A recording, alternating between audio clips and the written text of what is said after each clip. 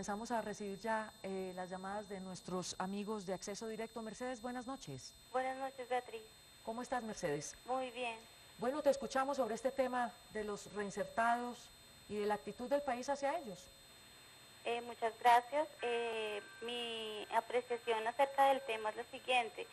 Acerca de los reinsertados, uno nunca se pone a pensar y de pronto indagar en algún momento de la vida cuál fue la motivación de cada uno de ellos para ser parte del conflicto, para ingresar a la guerra, para entrar a la guerra.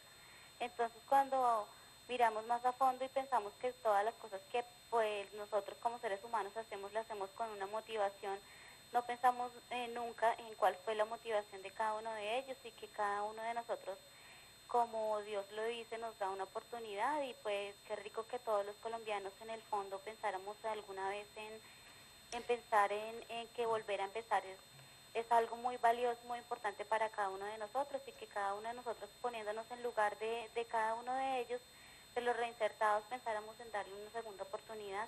Así es. Bueno, muchísimas gracias por tus palabras. Bueno, Sabas nos mostró una cara del problema. Orlando Aguirre, otro exguerrillero, intenta ahora reconstruir su vida como ebanista en un barrio del sur de Bogotá.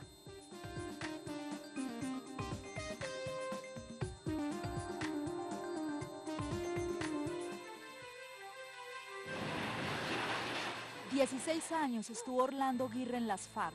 Gran parte de su familia también estuvo en la organización y hoy hacen parte de la vida civil en comunidad. A nosotros no nos interesaba ni siquiera a nosotros, ni mucho la familia. A nosotros nos interesaba era un pueblo en general. Llega momentos en que hay una crisis muy berraca y entonces comienza a verse cualquier cantidad de injusticias, cualquier cantidad de desigualdades. Hicimos todo el plan de salida y un día, en una marcha que tuvimos, dijimos, bueno, aquí es, nos vinimos con armas y todo, por la libertad o la muerte, pero nosotros no vamos a seguir aquí. Los imaginarios de los excombatientes al llegar a las ciudades son múltiples. Llegan sin medios de subsistencia y sin herramientas para lanzarse a un mundo al que no están acostumbrados. Bueno, de pronto lo más difícil es que en tanto tiempo que yo fui, lo que fui, y llegar aquí de pronto a veces como a no hacer nada, porque me tocaba estudiar una cantidad de cosas que presta el programa. Y me sentía incómodo, me sentía mal, eso yo lo comentaba con mi señora y eso. Porque es que uno está adaptado a una vida, está adaptado a una vida. Lo que aprendió para su proyecto productivo no es suficiente para vivir. El rebusque hace parte de su cotidianidad.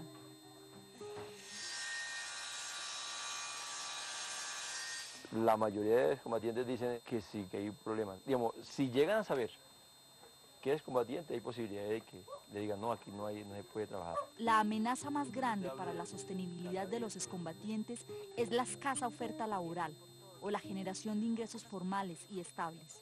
Anteriormente uno luchaba por una causa, en este momento lucho por una familia. Y hago lo que, digamos, yo le digo, llegar a trabajar, pero cualquier cosa hay que hacer porque la familia tenga.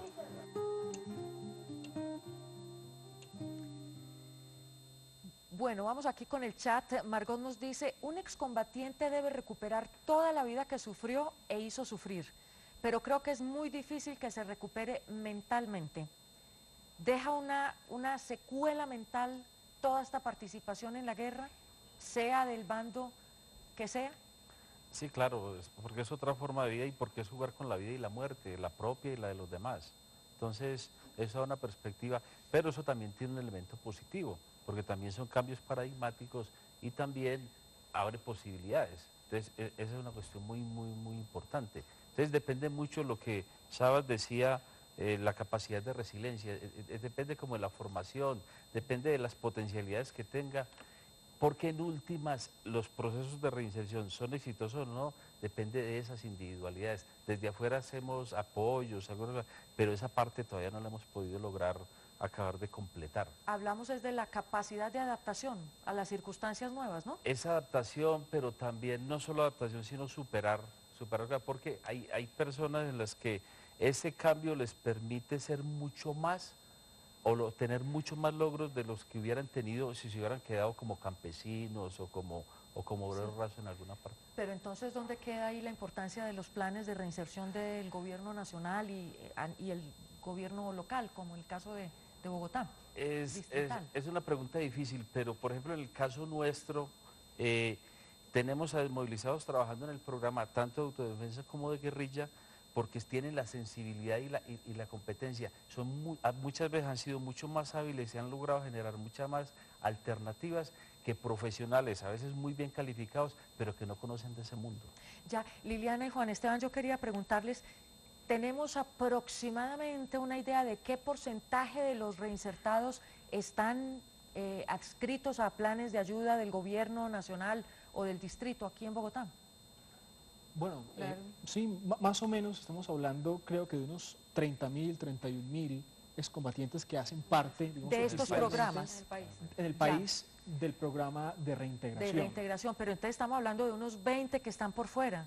Claro, la pregunta es, esos 20 en este momento, ¿qué están haciendo? ¿Qué pasa con ellos? ¿Tenemos idea de qué ocurre con ellos? Bogotá concentra más o menos 4.500 que están en atención o por el gobierno nacional o por el gobierno distrital. Sí. Calculamos que deben haber 500, por lo menos 500 o 1.000, es una cifra que hacemos, pero igual la cifra que dicen mis compañeros pueden ser, hablan de 5, 6, 7.000 más, pero eso es una hipótesis, Esos son, es una sí. especulación, sobre todo que Bogotá es un lugar de tránsito. Ya. Entonces la gente llega, está un tiempo y se van acomodando más como a sus circunstancias. Bueno, muy bien, saludamos a Eduardo. Eduardo, buenas noches. Sí, muy buenas noches. Gracias por llamarnos, Eduardo. ¿Qué nos quieres decir? Hombre, sí, mirando el programa, yo quiero preguntarle que de acuerdo a los combatientes, esas personas que después se reinsertan a la vida civil, hay muchas personas que quedan a la deriva, quedan sin esa opción. ¿Qué pasa con esas personas que a veces yo la veo que la entrevistan y a veces ellos comentan de que no se le han solucionado sus necesidades, como estudios, trabajos, esas cosas, que por qué esas personas quedan así? Sí. Esa es mi pregunta. Gracias, Eduardo. Liliana. Yo creo que el desmovilizado de alguna manera enfrenta los problemas estructurales que tiene el país, por ejemplo en empleo, vuelvo e insisto, en vivienda, en educación, pero con una desventaja comparativa, y es el estigma social. Entonces esto unido, ¿sí?, esta mixtura hace que efectivamente sea mucho más complicado para ellos, y lo que comenta el televidente es cierto, es decir, algunos sienten que efectivamente no se les resuelve sus problemáticas porque no solamente es porque es una población vulnerable, sino porque el país está afrontando una problemática estructural en términos de lo que ellos están solicitando, y adicionalmente con un agravante que hay una disputa, creo yo, digamos desde una visión muy personal, una disputa frente a la oferta institucional entre víctimas y victimarios. Entonces cuando en algunas ocasiones el desmovilizado, pues se presenta un programa para el desmovilizado que aparentemente sea como interesante, surge la víctima y dice, ¿por qué a ellos sí y a nosotros no? ¿Y por qué nosotros que somos víctimas no nos tratan mejor que a ellos? Y yo creo que en clave de reconciliación eso es muy importante. Sí.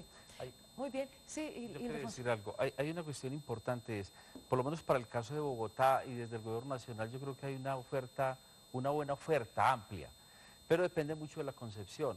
Cuando una persona como Sabas se pone... él mismo ayuda a buscar y a crear las oportunidades. La persona que tiene la mentalidad de que le tienen que solucionar el problema, que le tienen que arreglar la vida, nunca va a salir de ahí. Entonces, hay una cuestión de concepción que es supremamente importante. Vamos al chat un momento y seguimos este tema. Ángel Vallenato nos dice aquí en el chat, de todos modos, no es perdonable que una persona que haya matado a tantas personas, al entregarse, no se le deba dar el beneficio de excarcelación solo por entregarse. Además le pagan mensualmente por estar vinculado al programa de reinserción. Están protegidos por el Estado. Y las familias dolidas, ¿quién las protege y las conduelen? Lo que decías tú, Liliana. Efectivamente. Creo que aquí Ángel Vallenato está de acuerdo contigo.